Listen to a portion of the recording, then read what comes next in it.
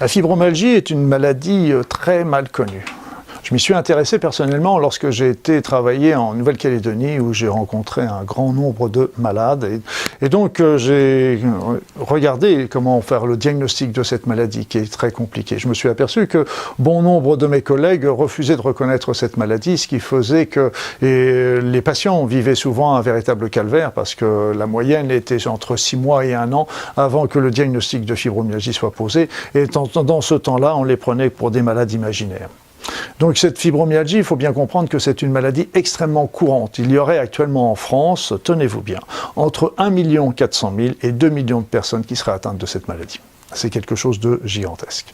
Cette maladie apparaît souvent chez les personnes qui ne respectent pas des règles fondamentales d'hygiène de vie, c'est-à-dire des personnes qui travaillent trop, des personnes qui ne s'arrêtent jamais, des personnes qui sont toujours dans le stress et dans l'activité. On retrouve ça aussi trop souvent chez des personnes qui ont eu des chocs émotionnels de départ, souvent des chocs de dévalorisation, des chocs d'humiliation, des chocs de salissure et des choses comme ça.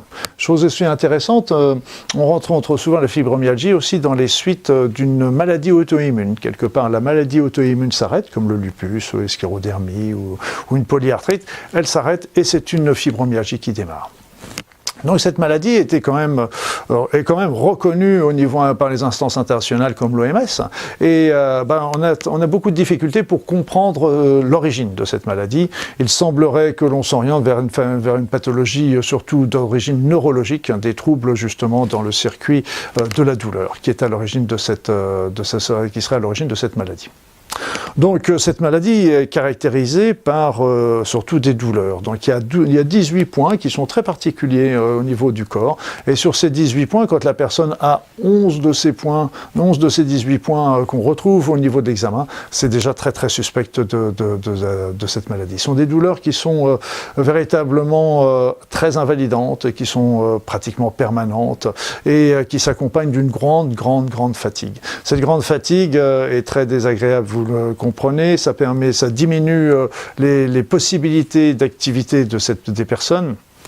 Et ça s'accompagne souvent d'états dépressifs. Donc je vous ai dit aussi, c'était souvent en lien avec des problèmes digestifs, voire des maladies auto-immunes. Et puis il y a beaucoup d'autres symptômes qui peuvent accompagner. Mais rappelez-vous, c'est surtout les douleurs qui sont intenses, qui durent depuis plusieurs mois. De même une fatigue intense qui dure depuis plusieurs mois, qui sont des symptômes qui sont permanents, qui sont quotidiens. Et souvent accompagnés de troubles digestifs. Et souvent ces troubles digestifs peuvent expliquer peut-être aussi l'encrassement de l'organisme de ce côté-là. Donc ça, c'est quand il y a ces éléments-là et c'est très suspect d'une fibromyalgie, il faut y penser.